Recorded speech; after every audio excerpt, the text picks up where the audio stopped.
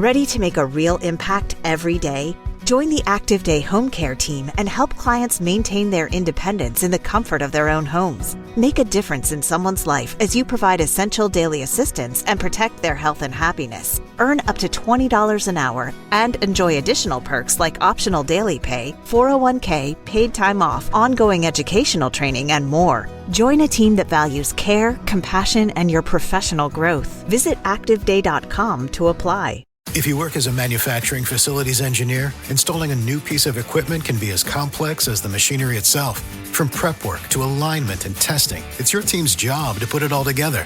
That's why it's good to have Grainger on your side. With industrial-grade products and next-day delivery, Grainger helps ensure you have everything you need close at hand through every step of the installation. Call 1-800-GRAINGER, click Grainger.com, or just stop by. Grainger, for the ones who get it done. Stop right there. Yeah, you.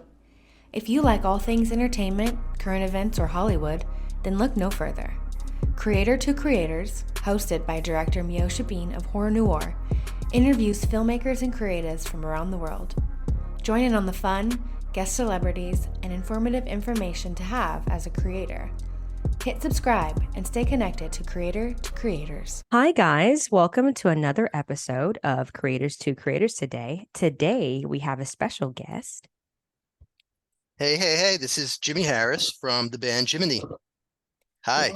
Welcome. Hi. Thank you so much for coming on. And tell me a little bit about the beginning, growing up, your childhood, and like what Sure. that was like, and how did you kind of find your way into music? Yeah, I was born in Philadelphia.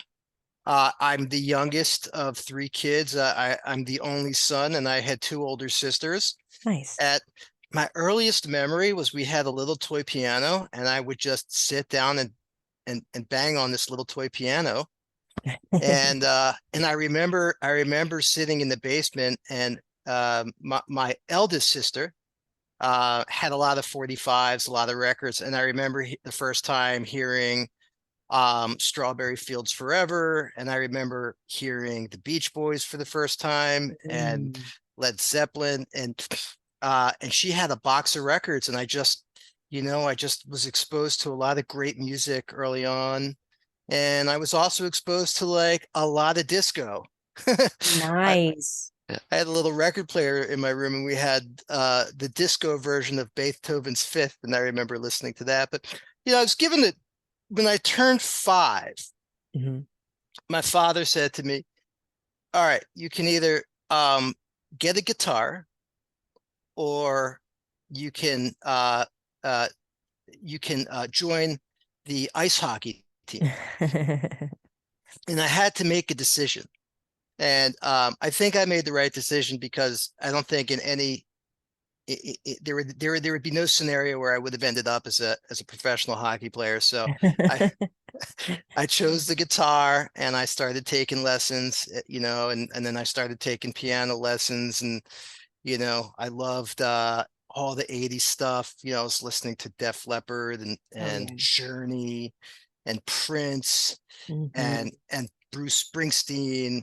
And just all the new wave stuff, a bunch of synth stuff. That stuff is kind of like going into my growing brain at the time. And, I just kind of sat in the basement, throughout, middle school and high school with the guitar and the tape player, and just, playing songs, rewinding them, playing them again, rewinding them with the guitar and figuring them out.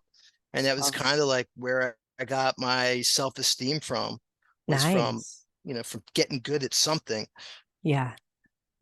I like that. No, that's beautiful. Because I always think about, music is just it's such a healing thing. I love listening to like music, and it does get you through certain parts, like eras in of your life, and the fact that you make music, and it's awesome. Like, wow, I love the song, by the way, Apocalypse Dance Party. Now let's get a little bit into that. Where did that song come from? And I mean, what was that process like? I mean, the title in itself is very interesting. I'll tell you, I was for a while, I kind of was kicking around, kicking around the scene for a while, playing in different bands, playing Mhm. like, I was playing guitar, playing bass, doing a little touring, and then I started to write more songs. And the songs that I wrote were a little more like sad and heartfelt. And it wasn't quite the right fit for the rock bands that I was in with my friends. And the music was a little more personal and maybe a little, more like chamber pop Mhm. oriented, a little more complicated. And so I was kind of kicking around going into different scenes, like trying to learn jazz and exploratory jazz and going up to Woodstock and workshops. And, I was going to different studios with a hard drive, just trying to get stuff recorded with different producers and musicians. And then I was also going to like open mic nights, Nice. 3 or 4 times a week, just playing my songs and meeting people. And just like it was the community of it. And I ended up, like just doing a bunch of stops and starts. But during the pandemic, I just kind of resolved to say, okay, I'm going to like finish this first project of these 10 songs that I had written, which were all kind of intimate, personal songs. Mhm. And they were all, I can only describe them as like the only kind of like recurring theme was they were all things like that felt sort of nostalgic Mhm. to a period of time, but across a genre. Right. So, like, Simon and Garfunkel, but the Bee Gees also, right? But Yeah. maybe some like craft work in there as well. So, all stuff from like a period of time that was nostalgic, but stuff that was like sort of like coming out of me, melodies and styles. And I was putting it together. And as soon as I got my second shot, my second Moderna shot, I, Mhm. I, I, I was working with other people to get my stuff into Ableton Live. And I started to map stuff out. And then I was going and working with different producers. And after about a year, I eventually made it to a place called The Bunker Mhm. in in Brooklyn, which I got to give a shout out to The Bunker. It's one of the most amazing and supportive studios out Nice. there. They're wonderful people. They're the nicest people that work there. And from a creative standpoint, like things just got done. Like Yeah. it was super efficient. And I went in there with the hard drive to clean stuff up. And then 4 months later, I was done the album. Now, Nice. one of the songs on the album was this song I had written called The Phoenix. And it was Mhm. it was really kind of a sad song. Like basically we're waiting for the phoenix to rise, Mhm. I don't know if it's a breakup song or it's like a broken family song maybe, Mhm. or it could be like, the world is falling apart song.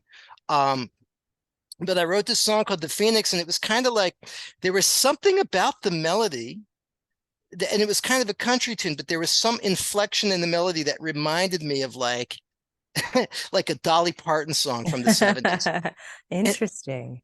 and I already had kind of a folk song on the record that I really loved. And so I was like, what do I do with this? And I remembered that the Bee Gees had written the song for Dolly Parton and Kenny Rogers called Islands in the Stream.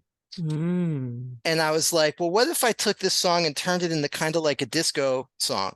So I did exactly that. I put a disco beat to it with a lot of percussion and, a funky bass line and some wonderful vintage synthesizers. And I had an amazing, amazing background vocalist on it. Um, and it just totally cooked. And I realized, wow, I just wrote a really, really cool dance song. And the producer said to me, he goes, why don't you write more dance music? Because like this is what the world needs right now. This is like Yeah. July of 2022. And I Mm. and I thought about that and I was like, okay, well, like I'm from Philadelphia and the proto disco music was the Huff and Gamble music from Philadelphia. And so I released the album in July, and then I, I I remember going to like a family thing down the shore and just putting on my headphones and walking on the beach and just listening to the sounds of Philadelphia, old school funk and soul music, just to get it into my blood and into my system for about a month without writing anything. Wow, I And then love that. and then I sat down at the piano and I had these kind of like chord figures that I was working out, these kind of these kind of like funky bombastic kind of like soul things that were coming out. But then I was playing around with some chords on top of that, and something sounded really ominous and foreboding about all of that. There was something really kind of dark and scary in the sounds of the chords that I was playing. And I was kind of messing around with that. And as I was doing that, the producer messaged me and said, "Hey, let's get this party started," meaning let's get to work. And as soon as when I read that, I went, "Oh, apocalypse dance party. That's what this is. Apocalypse dance party." And there's, the apocalyptic theme Mm-hmm. is ubiquitous everywhere. Mm-hmm. I go on Netflix or Amazon Prime, like every other series or narrative is about some like end of the world dystopian post-apocalyptic theme. So there's something about this that really resonates with people. Yeah. And once I figured out, like, okay, there's so much here to pull from. There's so much in the ether to make, and to do something that's maybe a little ironic and sarcastic. Because, I mean, I'm a songwriter. Like, I'm not a DJ, and I just thought, okay, if I can write something that's super fun, but also super kind of dark and sarcastic, that might fit in with my personality.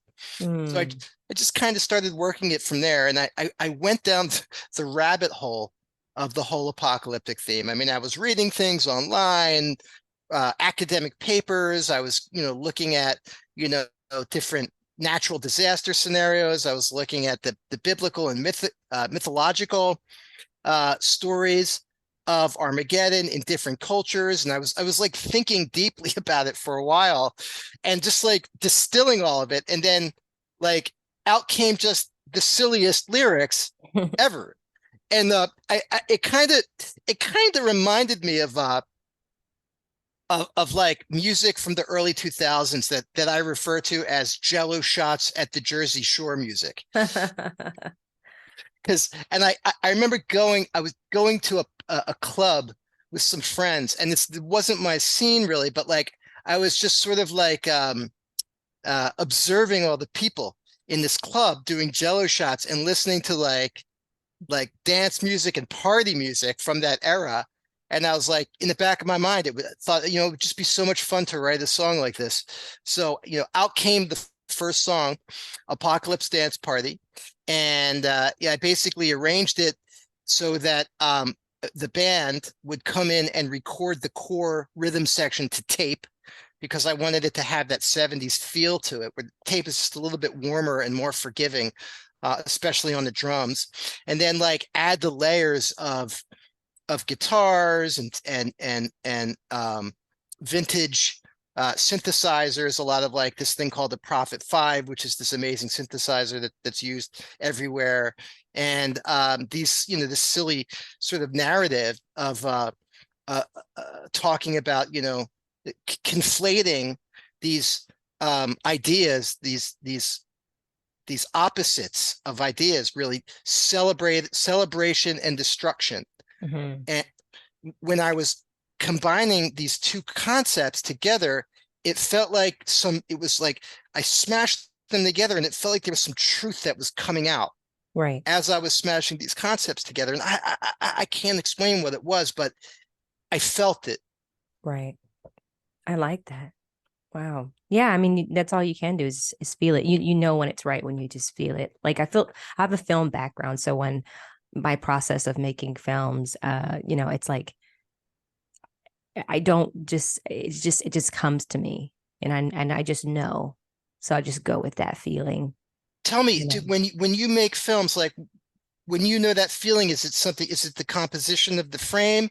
Is there just something inside of, is it a story that you have to tell? Is it a feeling or a, It's a feeling for sure. It's like something that lingers with me, and I'm like, okay, yeah, I gotta get this out because it just like won't go away, if I don't get it out. Like I'll get up.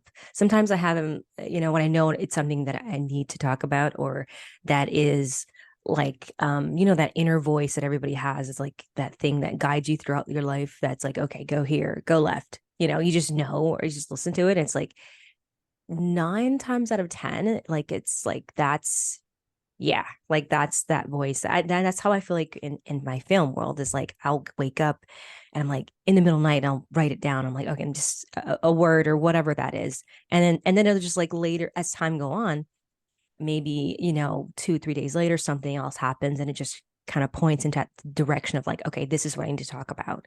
This is what I need to do. It just continues to unfold for me that way. It's really weird, but I like it. I do like it. Um, I'm curious about what you said in I read your write up. You said something about you said something natural disasters and technology are it's understandable to feel humanity has passed the point of no return. yeah. Now, do you feel like humanity has failed us in a way? I I I don't know is You the don't. honest answer. Yeah. I think that I don't know if you have a fear of heights. No, I love it. Okay. I have But a I know what you mean. I have a fear of heights. Yeah. And like when I'm high up on something, I feel on edge and shaky and nervous because I'm scared that I'm going to get hurt. Mm, And when I look down and I see the ground, 50 or 100 or 1,000 feet down, like there's this feeling inside of me, like I want to jump, but it's mm, not because I want to commit suicide. It's because on the ground there is safety, mhm, but there's also destruction. And my feeling is that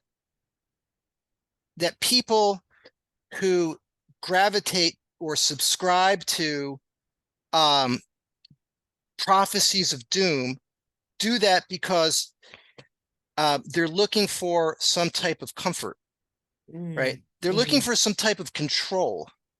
Right.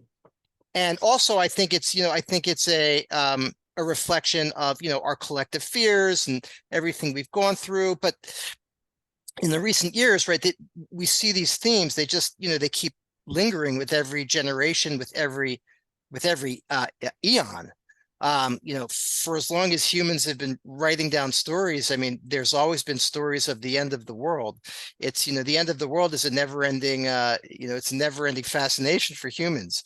Yeah. Um, so uh, I don't, I hope, my hope is this, uh, is that humanity, right? Mhm. Um, as a species, we can sort of course correct some of the more self-inflicted as existential threats like war and global warming. I really hope. Yeah, I was reading a book called. It's a kind of a science fiction book, Mhm. but it's called the what is it? Oh, something. Can't remember the name of it. Something for Ministry for the Future.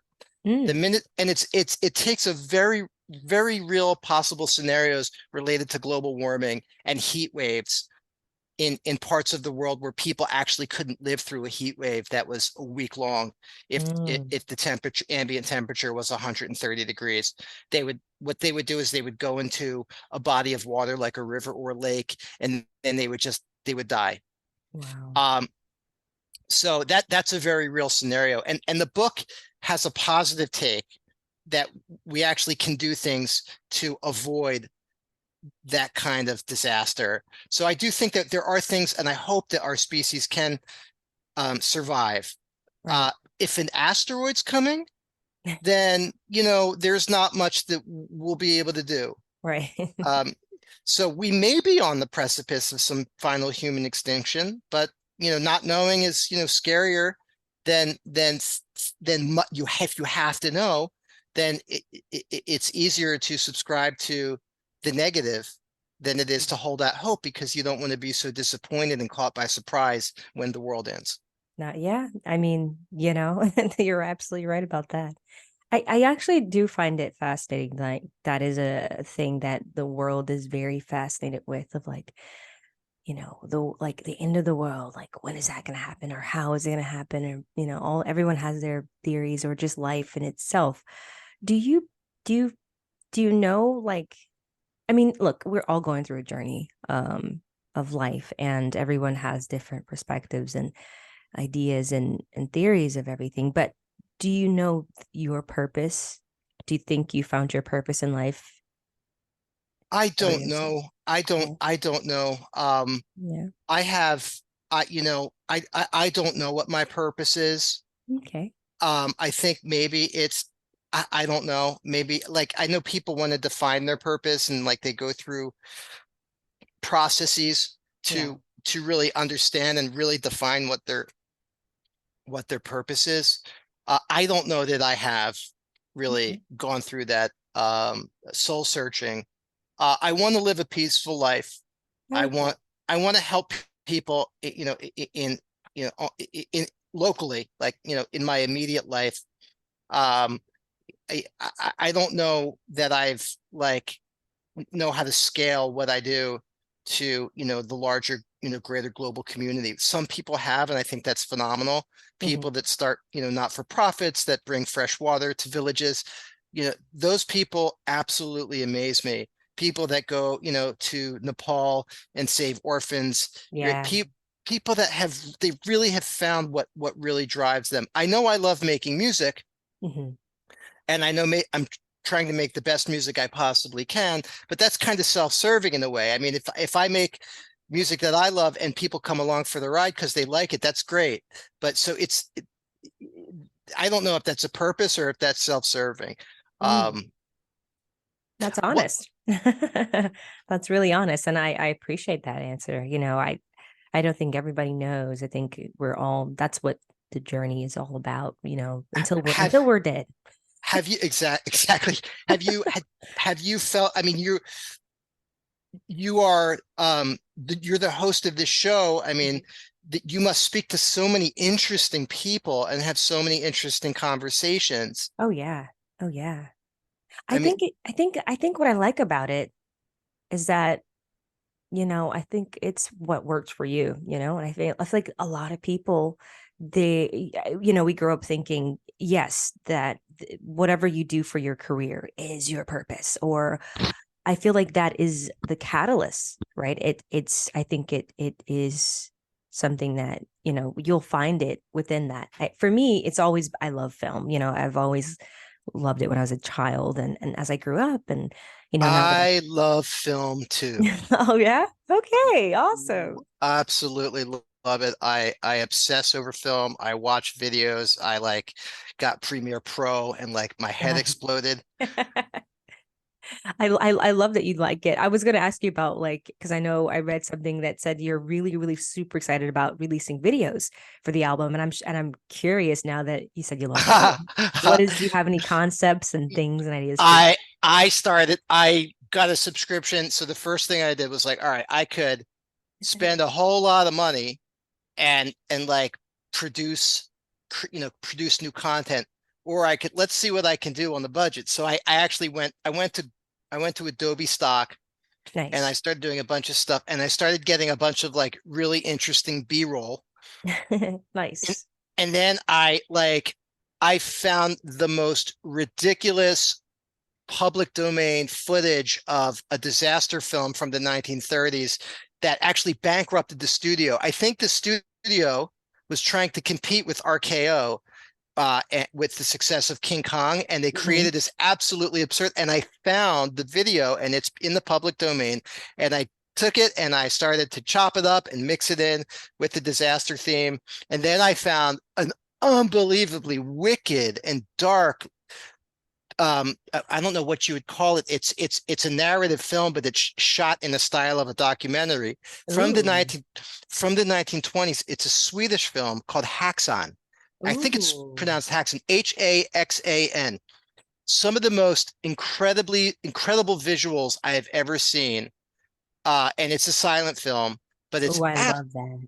it's fascinating. And so I started cutting that stuff together.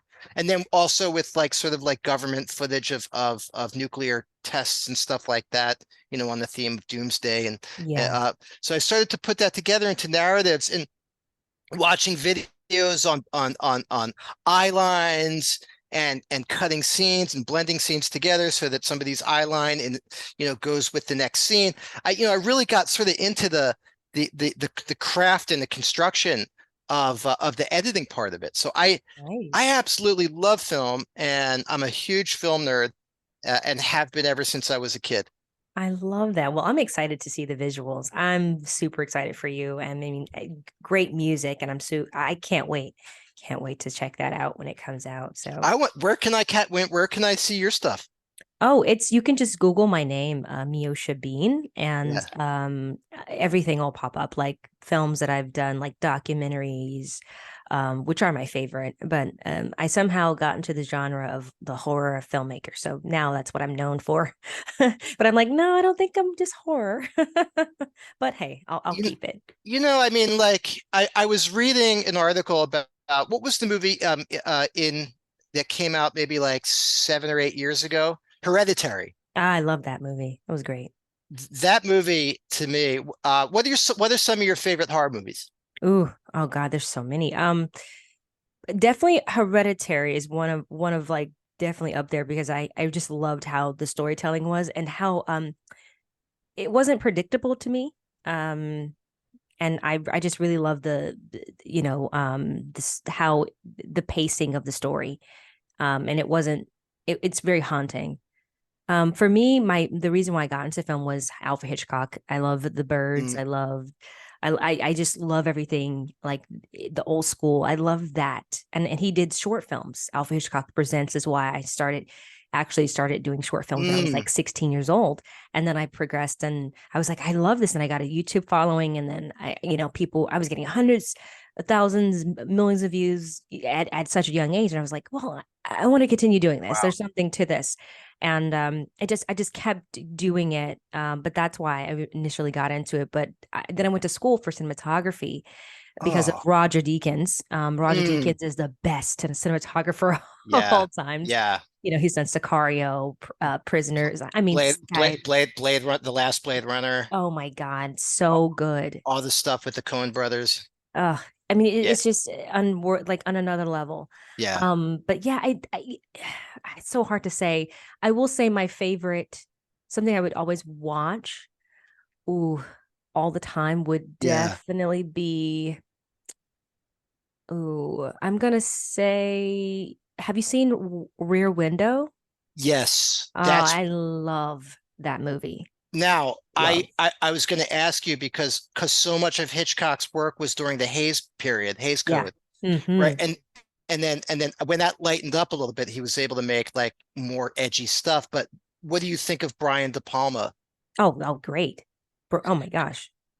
Brian De Palma made a film that was basically Rear Window in the Mm-hmm. in the 80s that was so wild. I can't remember the name of it. Oh, It what was was that movie? I think I know exactly you're talking about too. Oh my God. I know and it's yes. Body Double. Body Yes. Double. Yep, you're right. That's it. That's it. Oh my God. That's a good one. I haven't heard that one in a long time. Yeah, Nice. yeah. I love that stuff. I love all that stuff. That's so great. Yeah, well, I mean, like he really he had a whole language in the way he blocked and moved the camera and long scenes and told the story and all of the tension. Like Oh man. we knew what was happening, but the people in on the screen didn't. I mean, so much there, really. Oh Yeah. yeah. And Melanie Griffin, I mean, come on. I mean, she's been around forever. I mean, it's a classic movie for Yeah. sure. Yeah. I could talk about movies forever, but Yeah. I'm gonna get back on how awesome you are.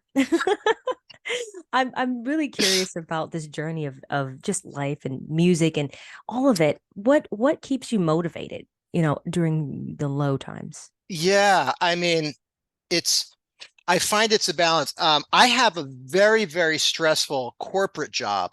Ah. Is kind of soul sucking. And I have to, I can't, I could never give up or abandon the creative side of my life. But it's sort of like the the more I stress out in my day job, Mhm.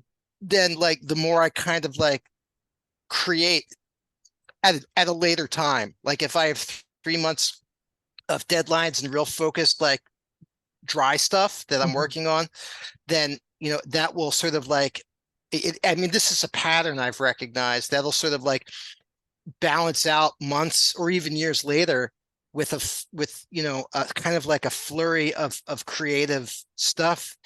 I think it's like the mind. I don't know how it works really. I think maybe just the intense concentration on things that you don't want to concentrate on Mhm. exhausts you to the point that like, and then all of a sudden the ideas start to flow from somewhere else, from the creative side or from the more emotional side. But I look, I think it's work. I think sitting down and creating takes just the same type of work. It's just sitting down and banging stuff out and working on stuff and working with collaborators and Yeah. talking about it and getting into it and figuring out what is the concept or what am I trying to say? What's funny?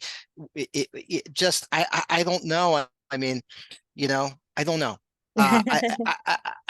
To me, I don't want to think about it too much. I get it. Um, Yeah. but yeah, I mean, I just got to force myself to. I think a lot of people that create, they're just, kind of workaholics. Oh They yeah, definitely. I obsessive, maybe they're a little obsessive. I am. I definitely am. I have to like tell myself, okay, no, we're taking a break. Okay. We're taking a break. I have a fun question for you. Well, I mean, there's no wrong answer, but I always ask every guest this question. Yep. And the three levels of power, money, Mm. power, or respect. And which one would you choose and why?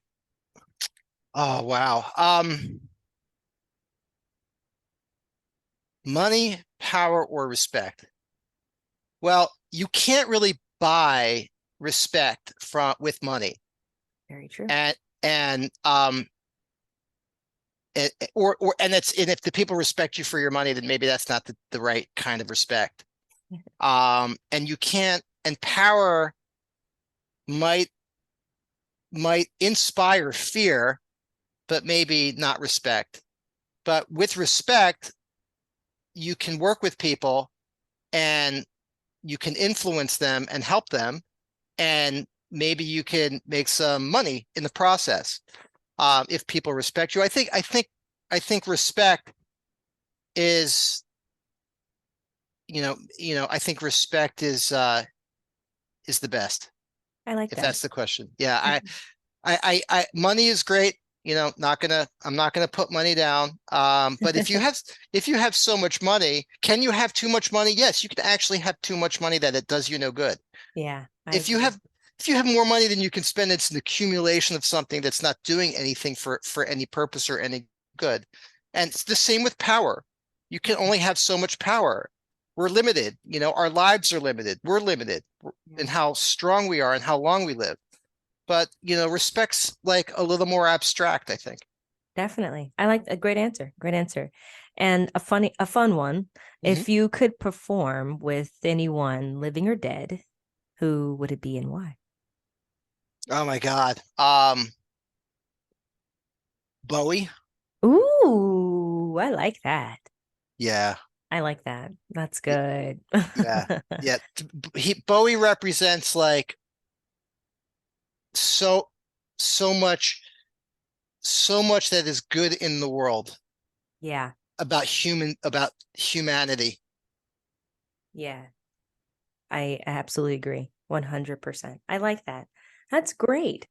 Um, any advice you want to give to anyone that wants to do what you're doing? And what would that be? Yeah, just like, just find what you love and just like, just go and do it. Go and do it maybe a little bit at a time. Don't There's always going to be blockers to anything that you want to do. There's always going to be a blocker. but there's always something that you can do. If you have a creative spark or an idea, just follow it, even if you don't think the idea is worth anything. And even if it fails, so what? You know, even if nobody ever hears or listens, it's just so what. Just if you want to create something, then go and create it. If you want to write some song, then go and write a song, and love that song because it's yours and you made it and nobody else did, so you did it. And who cares? I mean, at the end of at the end of your life, you know, it doesn't even matter. So just have fun and enjoy it and create stuff, and don't worry about what other people think. Love that. That's great. Great advice. Thank you so much. Where can people find you on social media so they can follow your musical I'm journey? I am awful on social media. It's I honestly am awful. I have to actually take a look here at what my Instagram account is. I think it's Jiminy Music. Yeah, I think that's what it is. Jiminy Music is my Instagram. And then I also have a Facebook, which I have no idea. And then I have a TikTok, which I have no idea. I'm definitely not a social media person. I know I should be. And I have a cousin who's helped me out. She actually set up the Instagram and TikTok sites, but I actually have no idea what I'm doing there. I've been on Facebook, so it's just, I don't know. I love it. But I'm on Spotify, I'm on Apple Music, I'm on all the streaming services. And I want to put a huge shout out to the people that I've collaborated with. The producer, Aaron Navisi from The Bunker, definitely like helped create this project with me. I had concepts and ideas, and he actually was able to bring them to reality. A genius with modular synthesis. We used some really interesting like vintage synthesizers, ARPs and Moogs and the Prophet 5 and Junos, and just created a lot of really complex layers. The rhythm section is the rhythm section from a band called Brazilian Girls. Nice. Jesse Murphy and Aaron Johnston, they are two of the most kick-ass musicians out there, and they're amazing with the dance genre. And I brought them in, and they just crushed it. This guy Frank Lacrasto is absolutely amazing on the keys. Samuel Torres was a percussionist. Jackie Real from a band called Real. She's like an EDM dance star. She did a Nice. lot of the vocal stuff. She is absolutely incredible and amazing to work with. So I just had just the most wonderful group of collaborators to create this stuff. And yeah, so happy that I was able to get it done. Yeah, and I'm very excited for you and your journey. I loved it. Thank you so much for coming on the show and sharing your thoughts and just, a little bit about who you are. I really had a good time chatting with you. I had such a great time. Thank you so much, and I can't wait to check out your movies and your film stuff. And Definitely, definitely. thank you for telling me about it. Okay, for sure. And thank you all for listening. And always remember to live, love, laugh. We'll see you guys next time.